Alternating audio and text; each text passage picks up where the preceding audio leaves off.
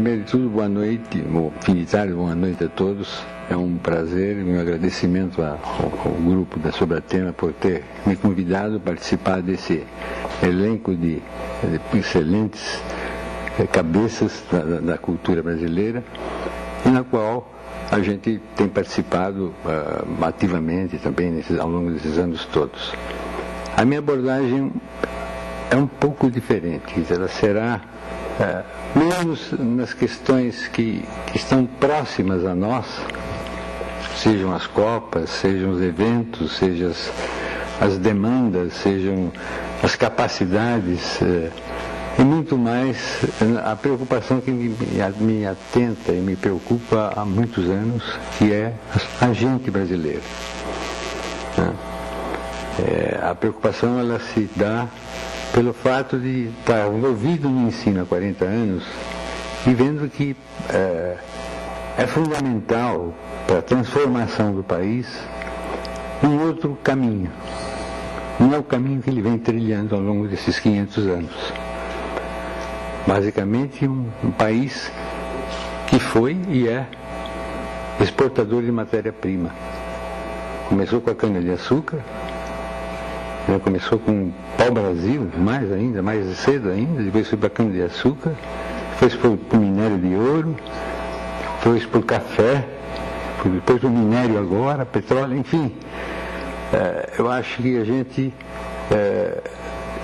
perdeu muito tempo ao longo desses 500 anos. E não perdeu tempo porque quis, é porque faltou uma série de questões fundamentais, algumas que eu vou abordar, e que são, a meu ver, estruturadoras de uma nova sociedade brasileira. Nesse sentido, a gente vai...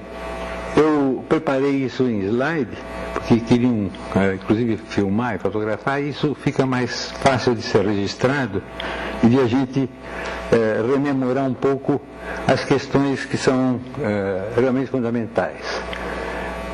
Eu acho que a questão central do país é a ausência de projeto, né? Não como arquiteto, nem arquitetura e nem engenharia. Um projeto de país, projeto de nação, que nos dê um rumo para onde nós devemos ir. Porque a cada tempestade momentânea ou circunstancial, o país muda de rumo, né? Então tem alguma coisa que lhe dê uma visão a médio e longo prazo que caracterize uma postura planejadora da sua vida, não só de aspectos econômicos e políticos, não, da vida como um todo, né? Nesse aspecto, eu acho que é fundamental, né? Isso implica, desculpe aqui que os instrumentos são sempre complicados. A gente, uma abordagem holística e sistêmica da complexidade da realidade brasileira. A realidade brasileira não é homogênea, ela é complexa. Ela tem posições políticas e ideológicas, posições diferenciadas de... Aqui embaixo. Né? Está aqui. Então essa abordagem holística porque envolve todas as ciências, envolve todo o conhecimento humano. E hoje não existe nada na vida da gente que não coloque as coisas nessa complexidade. Não se aborda mais nenhuma questão humana, seja física ou mental, que não envolva N disciplinas ao mesmo tempo. E que foi, de uma certa maneira, esse apartheid, essa separação do conhecimento em partes, em parcelas, esse parcelamento do conhecimento foi terrível para nós todos, né? E que foi o que marcou o século XX, né? De se dividir o conhecimento em partes e essas partes serem transmitidas isoladamente, sem ter integração com as demais. Às vezes até antagônicas, e que fariam um contraponto fundamental para esse equilíbrio como um todo. Então a visão tem que ser holística, ela tem que ser abrangente, ela tem que entender a complexidade da vida humana hoje, em todos os seus aspectos, físicos e perceptivos, e de consciência, né? Sistêmica, porque todos esses conjuntos formam um grande sistema, né? sistemas de energia, sistemas de vivência, sistemas de vida pública, sistemas de vida íntima. E isso tudo cria uma complexidade que não pode ser mais apartada. Né? Quando se criou, por exemplo, vamos dar um exemplo que é muito flagrante, né? na medicina, a separação da medicina do médico, que alguns de vocês conheceram, um médico de família, que conhecia muito menos a questão da doença do dia, mas conhecia a família, tinha uma relação profunda com a família. Né? E eles abordavam questões que não estavam na doença física da pessoa, mas daquilo que era gerado no seio da própria família.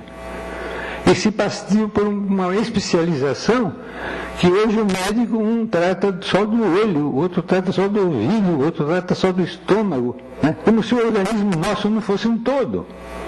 Né?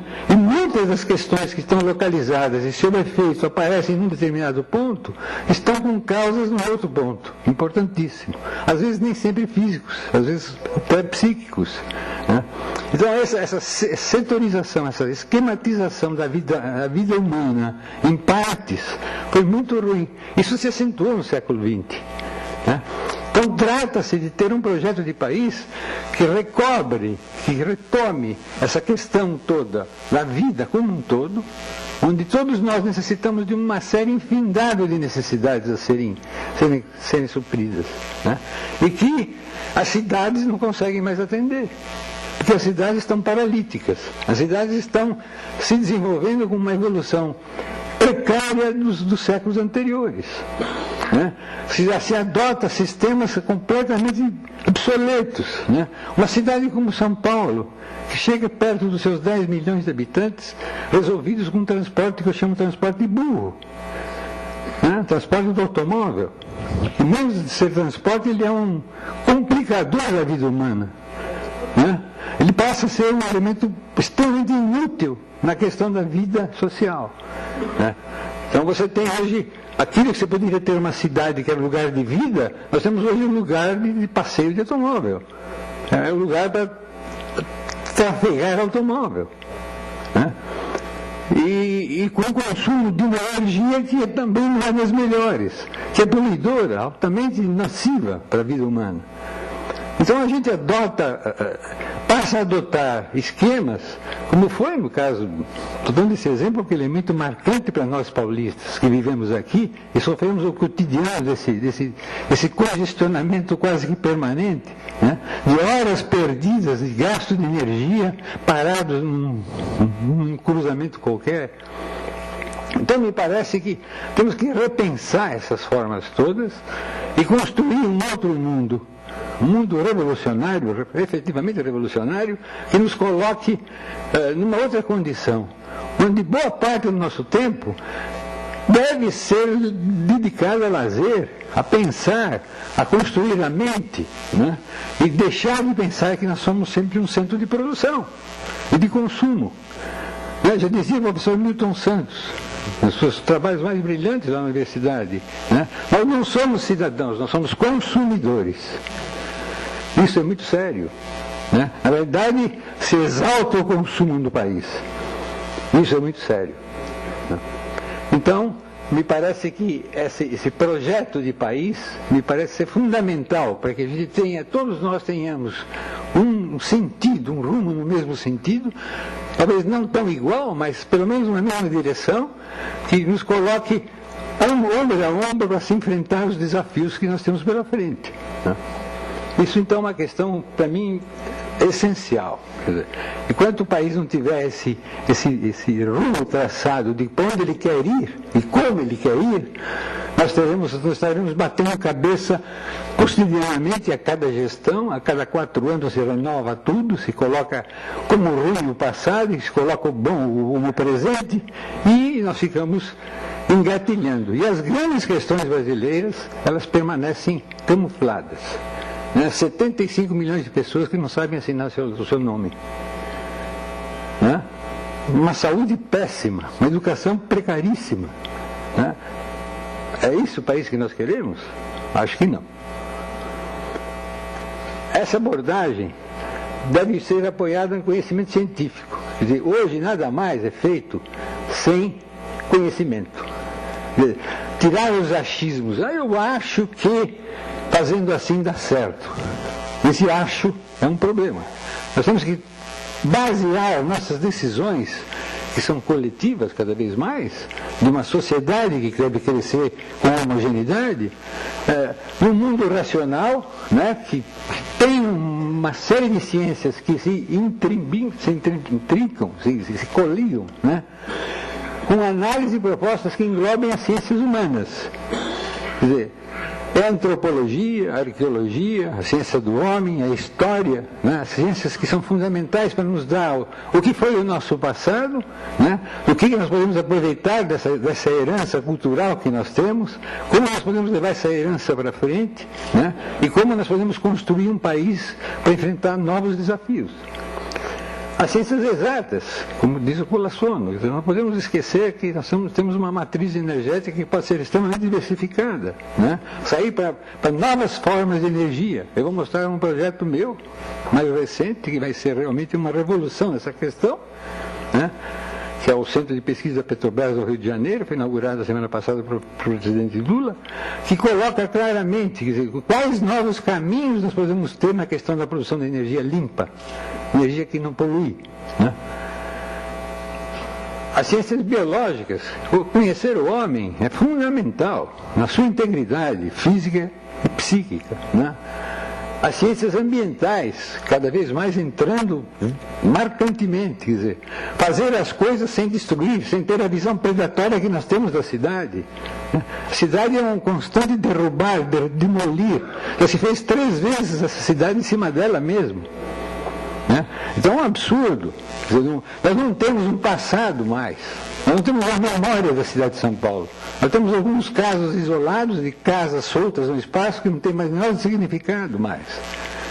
E a gente vê aqui do lado, né, Buenos Aires com toda a sua parte histórica preservada.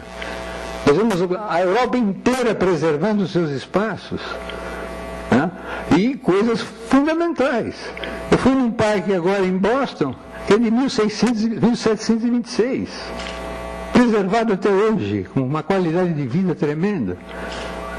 Então, são questões que a gente tem que começar a pensar, porque essa visão predatória da paisagem, do meio ambiente, é uma questão que também nós temos que superar. Não é esse espaço que nós queremos viver, não é nesse espaço que nós queremos viver. Nós queremos espaço para permanecer como local de vida, a cidade como local de vida, né? Então, as ciências ambientais entrando violentamente, as ciências econômicas, evidente, porque se nós queremos crescer, nós temos que fazer isso com economia. A engenharia, a arquitetura tem que ser feita, bem feita, da melhor maneira possível, com visão econômica. Senão ela não é, não tem sentido de ser. Integradamente, isso é fundamental. E não se pense que a ciência se resolve somente pelas ciências.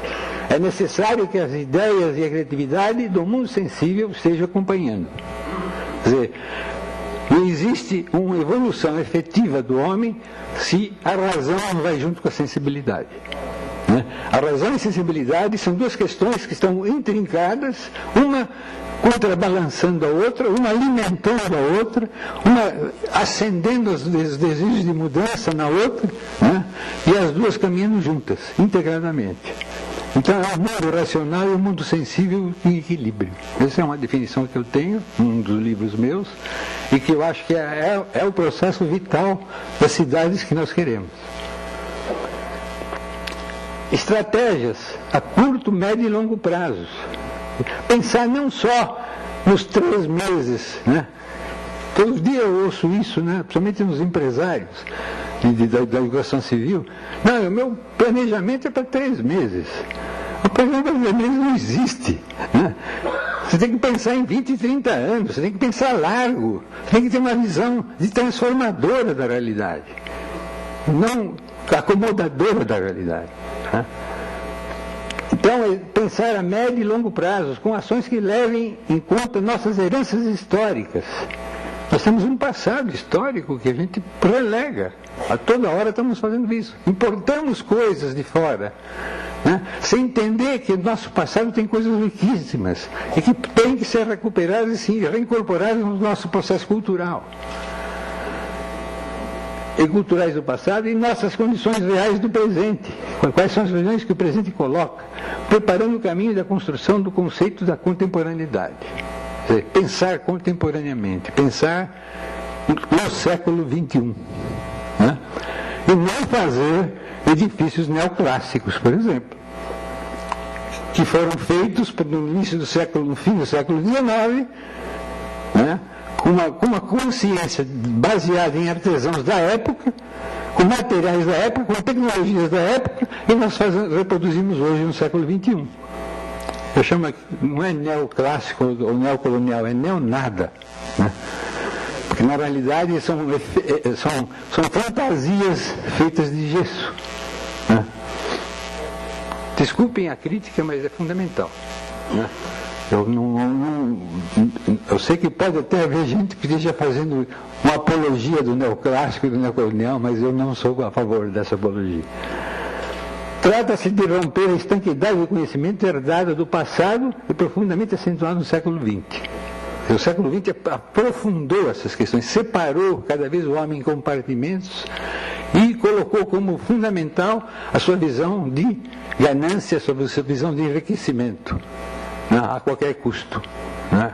Isso se traduziu para algumas classes sociais e principalmente para o poder político. Ampliação e qualificação e harmonização do aparelho do Estado, que é precaríssimo, né? Com estratégias que otimizem a participação da comunidade científica, dos centros de pesquisa, das ONGs, da iniciativa privada, em ações conjuntas, ou seja, da sociedade civil organizada. Eu acho que quem vai mudar esse país é a sociedade civil organizada. Não serão governos, não. Serão a sociedade como um todo, naquilo que ela tem de mais inteligente e mais denso, construindo um novo país. Outra questão importantíssima, que parece que nós esquecemos, ética nas relações de mercado. Né?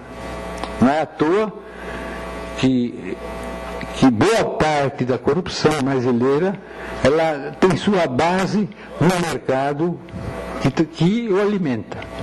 Né? Então, me parece importante que a gente retome as questões de ética, não só nas nossas ações pessoais, mas no próprio mercado como um todo. Em especial nas relações que envolvam o poder público, principalmente o poder público, né? Que está eivado de problemas contínuos a todo dia, a gente vê problemas desse tipo, nas esferas federal, estaduais e municipais, em todos os níveis. Uma postura revolucionária no tocante ao imediatismo nas propostas, né? As propostas feitas para o imediato, para o momento, nunca pensados para ser um pouco mais distantes, né? O que vai significar essa ação que eu vou tomar, ou a estratégia que eu vou tomar, para ela ser duradoura, para ela seja destinada às novas gerações. E soluções públicas e privadas, né? Imediatismo nas propostas de soluções públicas e privadas, com substituição da vida predatória do meio ambiente, que é tremendo, né? Eu lutei durante 3 anos e meio contra o Maluf para segurar a Vila Olímpia. Em menos de 1 ano passou a avenida, acabaram com a Vila Olímpia. Hoje vocês vão lá, só tem buracos, pegam a quadra inteira, impermeabilizando a quadra inteira, para pôr 5 pavimentos de garagem, que daqui a pouco desses garagens terão que soltar automóveis, 1.500, 1.600 automóveis numa rua de 8 metros. Né? Então a gente tem esses conflitos. Tem um prédio que foi recém-inaugurado, Santo André, que precisa fazer um escalonamento de saída do pessoal, porque senão não se sai da garagem. O Instituto Justamente está dentro da garagem, num ponto estratégico terrível, que é um dos maiores nós de conflito de trânsito, que é junto ao Parque Cidade Jardim. Então, construir assim não é construir, é se destruir. E sempre com uma visão predatória. O meio ambiente vai para o espaço sempre, na busca de um legado para futuras gerações que não se limite a tratar o homem como um mero consumidor, mas sim como cidadão. Repetindo aqui a frase do professor Milton Santos.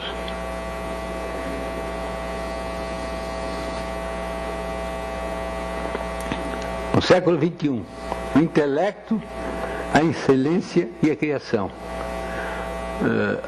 Lúcio Costa, está escrito aqui, um dos seus últimos textos, Lúcio Costa, um grande pensador de arquitetura e arquiteto famoso também no país, ele diz que o século XXI era o século do intelecto, o século da cabeça, né, do pensamento humano.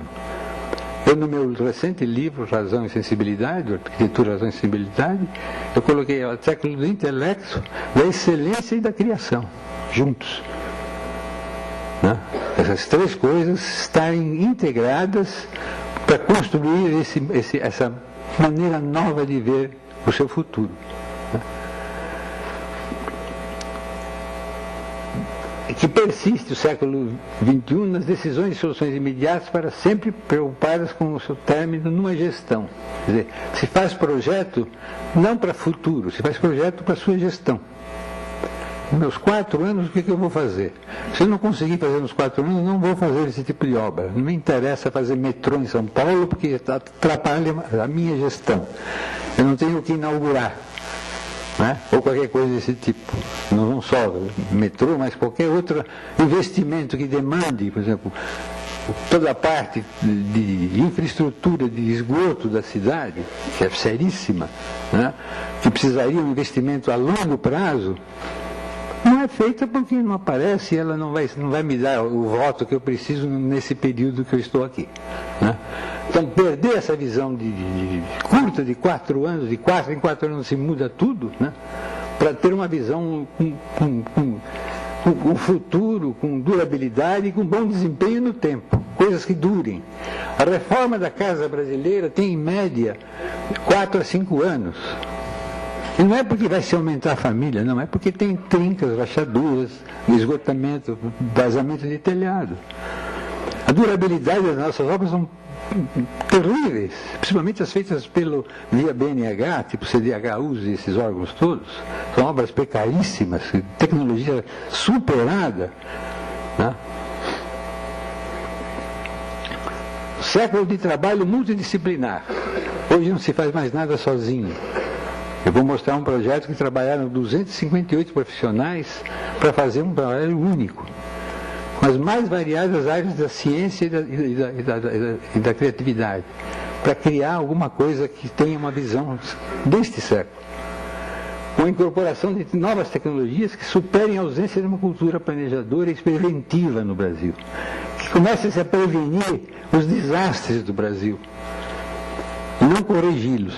Quando nós adotamos uma política em 1930, de que devíamos assorear e tamponar todos os nossos rios, que é contrário ao que se faz no urbanismo no mundo inteiro. O rio é a vida de uma cidade.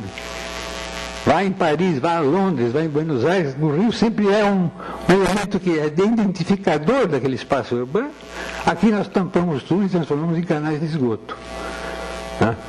Essa é a nossa saída, que não é saída para nada. E quando me perguntam, o problema das enchentes vai ter solução em São Paulo? Não vai ter solução em São Paulo. Porque a cidade está toda drenada, ela está toda fechada por subbases, que são as garagens subterrâneas dos edifícios, que é uma massa contínua de concreto que você vê na cidade de São Paulo. A água corre superficialmente e vai para o Tietê, que é o ponto mais baixo dessa bacia sedimentar que vai da Serra do Mar à Serra da Cantareira. Portanto, a saída é em Barueri. Então vai ter enchente sempre, nos períodos de grande chuva.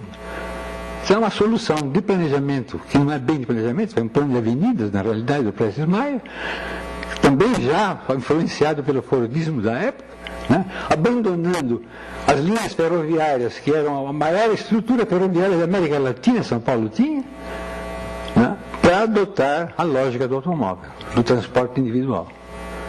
Né? Então, são contradições que vão se somando e a cidade vai pagando um preço altíssimo por isso. E as nossas vidas também. Então, o trabalho multidisciplinar e integrado, com a incorporação das novas tecnologias que superem a ausência de uma cultura planejadora e preventiva no Brasil. Se prevenir os desastres, não depois que eles aconteceram. Momento importante para que se quebre o paradigma de 500 anos de país exportador de matéria-prima e de commodities. As primeiras questões de infraestrutura, as principais questões de infraestrutura.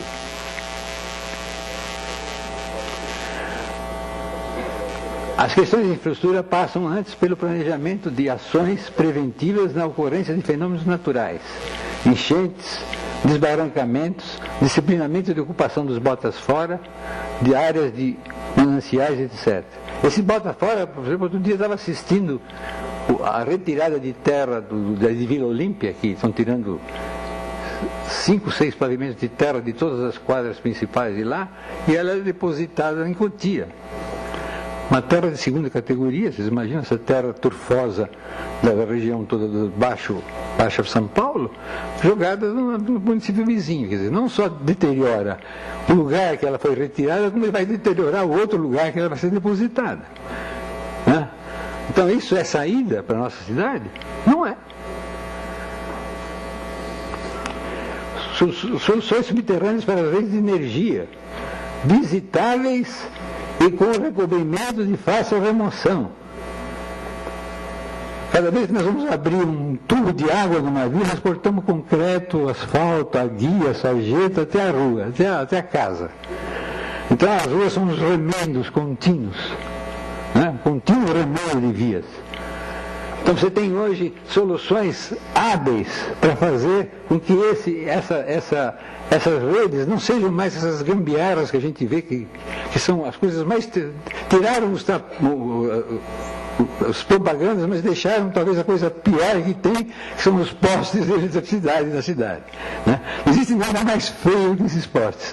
Então, cheios de gambiarras e puxadas secundárias e primárias de todo quanto é tipo. Né? E isso permanece.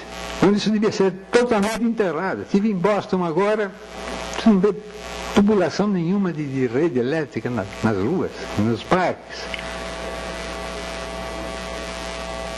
E soluções que quando você fizer elas recobertas, usar elementos que sejam indetravados, placas pré-moldadas, chapas metálicas, a fim de evitar contínuos remendos de calçadas e vias. Você vai nesses países, você vê aquelas calçadas limpas, largas, onde a pessoa caminha sem tropeçar em nada. Aqui é um desastre nossas calçadas.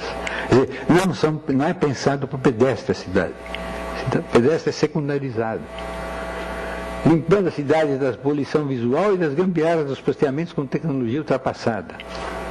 Tecnologia é a pior qualidade possível. Canalização e tratamento de esgoto sanitário domiciliar, que a cidade ainda carece de tratamento de esgoto, então são jogados nos nossos rios, todo esse esgoto, seja domiciliar, seja comercial, seja industrial. E as instalações sanitárias públicas em parques, praças e locais de eventos, que é uma coisa terrível. Né? Você está num lugar público, não tem sanitário. Né? É um negócio... Só aqui no país. Agora, por exemplo, em Chicago, eu fui lá, tem banheiros sanitários por todo lado. Você vai em uma grande aglomeração, um grande evento e não tem onde urinar, né? Para ser bem claro.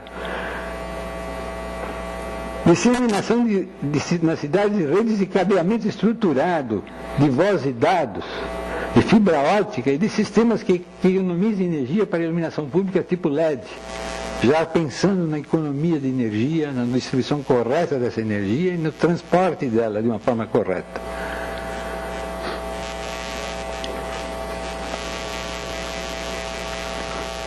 Redes de transporte público de metrôs, monoreios, minimizando os impactos negativos do transporte individual sobre pneus nocivos quanto à eficiência e altamente poluidores. Esse aqui, por exemplo, é um monoreio que eu fiz para o Rio, montado todo em aço, né, e que funcionou durante bom tempo, e que foi montado sobre os estacionamentos todos do Barra Shopping, sem ferir nada, sem interferir, sem deixar nenhum tipo de resíduo. Arquitetura com tecnologia limpa.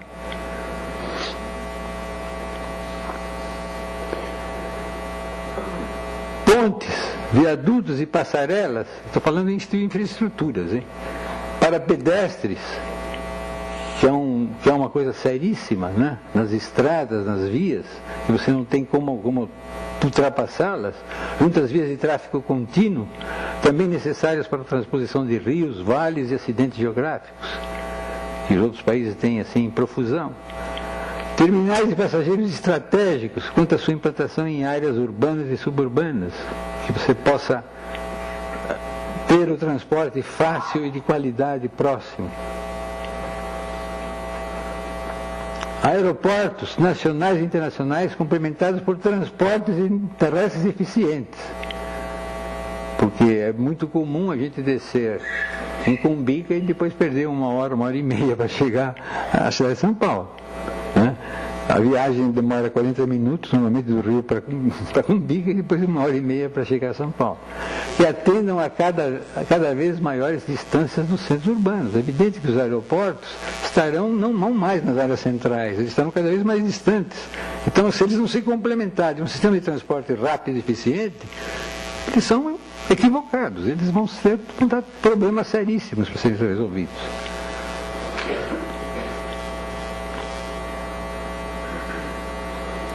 Edifícios de estacionamento. As garagens subterrâneas estão com seus dias contados. Eu sou um combatedor violento dessa questão de escavar para pôr automóvel embaixo. Isso está trazendo um problema seríssimo para a cidade, né? Fazer edifícios para pôr automóvel, se é o caso, né? Que não poluem, que deixam área para penetração da água de chuva, né? Deixam escoar as águas pluviais, e a proliferação que se faz de garagens subterrâneas, com consequente bota fora de entulho indesejável em áreas ou vizinhanças das cidades. Aqui tem alguns exemplos de projetos que nós fizemos e que a gente deve fazer para garagens aéreas, deixando o solo permeável.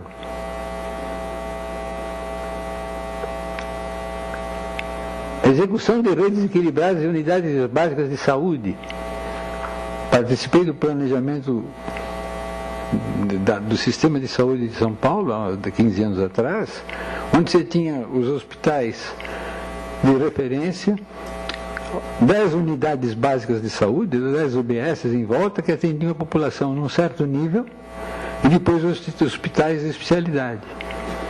Esse era já era um sistema para a saúde e para a cidade de São Paulo, com hospitais habilmente localizados, atendendo regiões, principalmente regiões mais distantes, periféricas, né? Quando que se concentra quase 92% dos hospitais em torno da Paulista. As outras regiões não têm hospitais, não tem UBS, não tem um sistema de... Então, você para ir de Vermelhinho do Matarazzo, que é um hospital que eu fiz lá, por exemplo, para São Paulo levava 1h30, 2 horas. Se o sujeito tivesse um problema sério de saúde, ele ficava no caminho.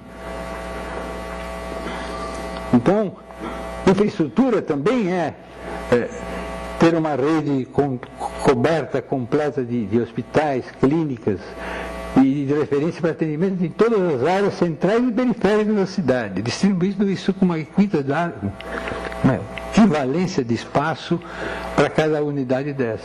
Isso podia ser feito para qualquer outro tipo de atividade, mas na atividade de saúde já foi feito isso e não foi levado à frente. Instalação de uma rede planejada de hotéis nos seus vários níveis para atendimento de viajantes nacionais e internacionais. Isso vai ser um problema sério agora nas duas Copas, né? Na Copa e na Olimpíada. Centros comerciais de abastecimento de gêneros alimentícios e de primeiras necessidades, distribuídos em locais serviços de transporte, próximos de áreas de maior concentração de pessoas, que também é parte da infraestrutura. Mobiliário urbano para áreas públicas, espaços de lazer cultural, esportivo e de entretenimento. Então, todo esse equipamento urbano decente, com bom design, com boa qualidade arquitetônica e de solução de equipamentos. Poderíamos estender aqui nas áreas de enchente, de mananciais, enfim, essa infraestrutura não se trata só, como se fala, não, uma infraestrutura de transporte, porque está sempre na cabeça da gente o problema do transporte. Não é infraestrutura de tudo que a cidade precisa. Então, todos esses exemplos acima, e muitos outros poderiam ser colocados, compõem serviços, espaços, equipamentos que serão legados importantes a qualquer centro urbano. Não é pensar para a Olimpíada ou para a Copa, é pensar para a cidade. Equipamentos definitivos para a cidade, que sirvam também à Copa, que sirvam também à Olimpíada. Mas não é pensar o contrário, né?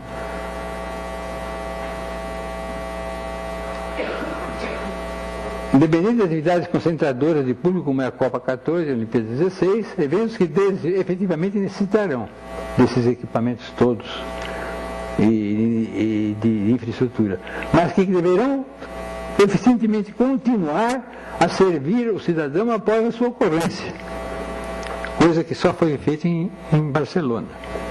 Barcelona, que é o único exemplo efetivamente bom de uma cidade que foi pensada para receber uma Olimpíada e que todos os equipamentos foram pensados há 3, 4 anos antes, seja de transporte, seja de habitação, seja de alojamento para atletas, tudo teve uma reocupação para a cidade e ficou um legado fundamental para a cidade. A cidade cresceu com esse legado todo. Né?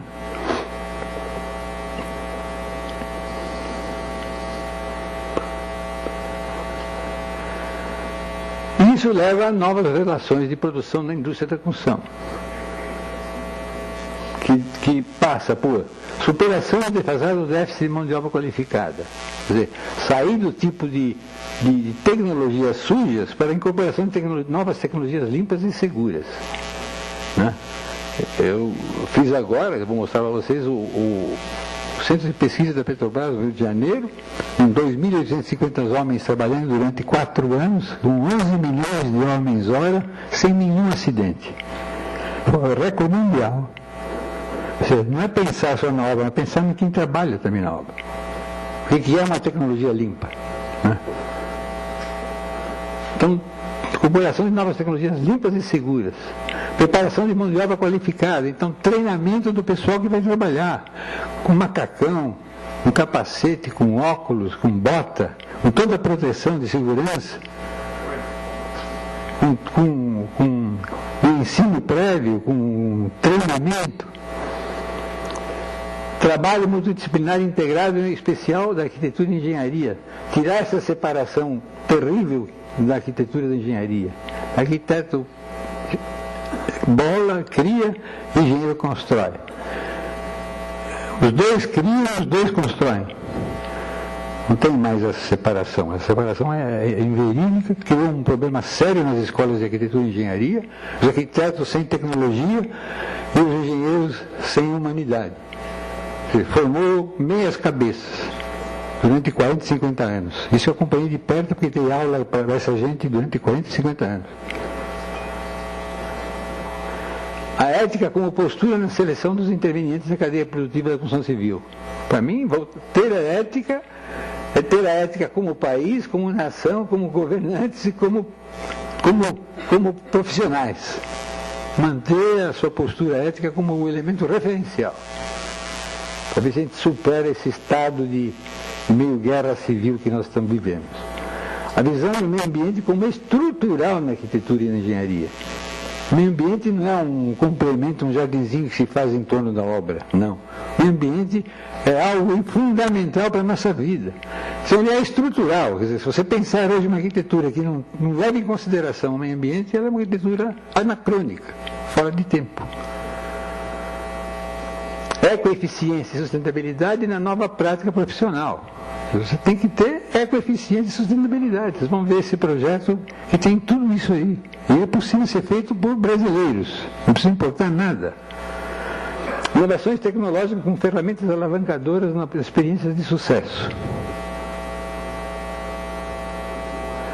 E aí tem o centro que eu acabei de fazer agora, foi inaugurado semana passada pelo presidente Lula, que é o projeto de ampliação do centro de pesquisa da Petrobras, na Ilha do Fundão, que foi a única empresa brasileira que investiu em pesquisa.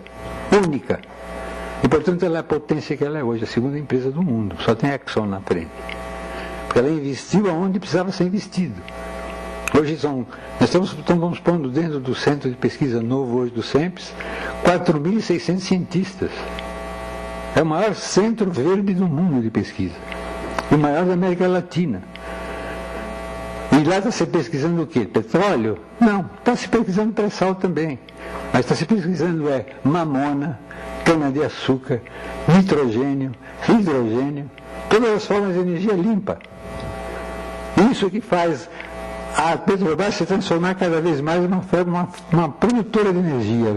O nosso desafio é a energia. Faz jus ao que ela pretende ser nesses próximos anos todos. E aí fizemos esse projeto que está completo hoje, né? Foi inaugurado dia 7 agora, passado, que era na Ilha do Fundão, né? Era um lugar de aterro não controlado. Quando fizemos as primeiras estacas e fundações, o que vinha nas estacas hélice eram sofás, cadeiras, automóvel, bicicleta, né? O aterro não controlado, como é sempre, normalmente é jogada a terra lá. Então, um custo adicional tremendo para resolver o problema de fundações, porque esse aterro não foi controlado. E fizemos aqui, essa é uma fotografia de satélite de 2007, quando começou a obra. Essa aqui. Desculpe.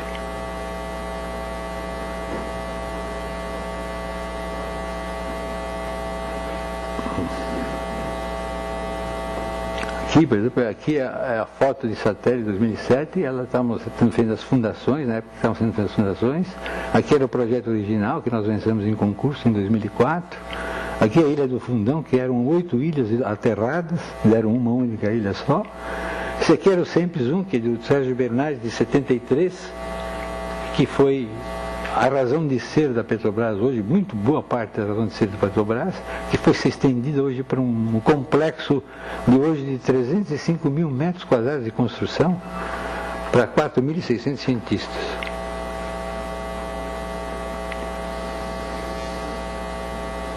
E que foi construído literalmente como foi pensado. Aí nada dessa obra, nenhum parafuso, não tem um pensamento, não tem um desenho técnico resolvido. Não tem lixo, não tem canteiro organizado, não tem acidentes, né? É tecnologia limpa para valer, né? Então é possível fazer no Brasil coisas desse tipo, sim. Montagem toda industrializada, né? Controle total do processo, planejamento perseguido em 18 meses perfeitamente. Sistemas de uso racional de água de reuso, tratamento e reutilização de águas de chuva, águas cinzas para bacias sanitárias, aproveitamento de águas de chuva para manutenção de áreas verdes, economia de energia, uma economia brutal de energia, porque nós dispensamos todo o ar-condicionado. O ar-condicionado é só nas áreas de laboratório, nas áreas de trabalho. Esses 305 mil metros quadrados tem quase mais da metade de área com ar-condicionado, sem ar-condicionado, utilizando energia natural, de ventos e iluminação natural, que é vizinha ao mar, portanto uma brisa marítima maravilhosa, que foi usada e está tendo um resultado espetacular, muito melhor que o ar-condicionado, né? E que dá uma economia de energia aí de milhões de cruzeiros, não é de milhares, milhões de cruzeiros, de reais. Uso de ventilação e ventilação naturais, minimização de ar-condicionado, o mais possível. Uso de materiais de baixo impacto ambiental, materiais recicláveis, resíduos moídos de pneu como agregado para o concreto, para a pavimentação asfáltica, material de garrafa PET reciclada como material isolante térmico e acústico, entre outros. É uma infinidade de materiais que a gente está reaproveitando e utilizando com excelente desempenho.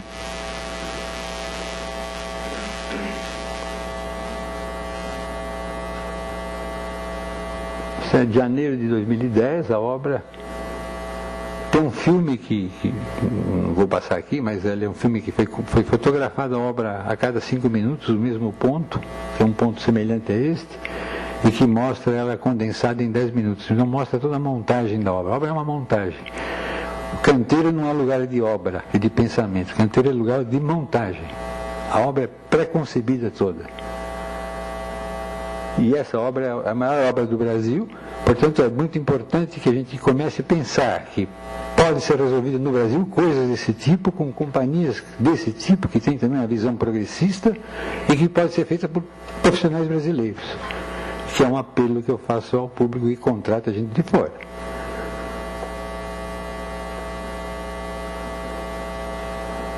Um grande complexo, complexíssimo, realmente. Tem uma avenida de tubos aqui. Isso aqui é uma avenida de tubos. Tem só de gases, 36 gases diferentes. É o edifício mais complexo que eu conheço. Uma central de energia que produz energia própria, não depende de energia de ninguém.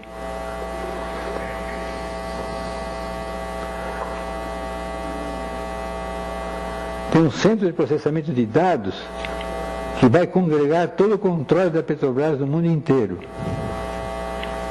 São 900 operadores nos data centers.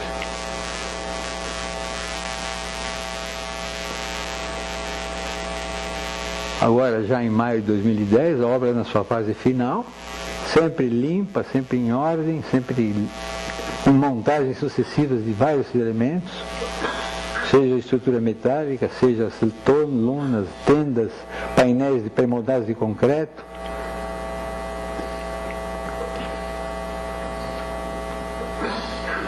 E aí vistas do SEMPS, que nós estamos agora fazendo o retrofit do SEMPS 1, que é um projeto de 73 do Sérgio Menard, estamos retrofitando ele para deixá-lo na mesma condição. Aqui tem um túnel que liga e que faz a história, onde se demonstra a história da Petrobras, a passagem subterrânea para não ter problema de atropelamentos aí pela avenida.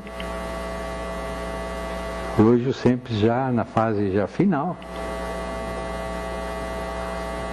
Lugar de trabalho, dentro e fora. Esse é o túnel de circulação, passagem subterrânea entre os dois centros. Essa é a circulação central do prédio central. A iluminação toda pelo piso. Então a obra clean, limpa, né? Montagem.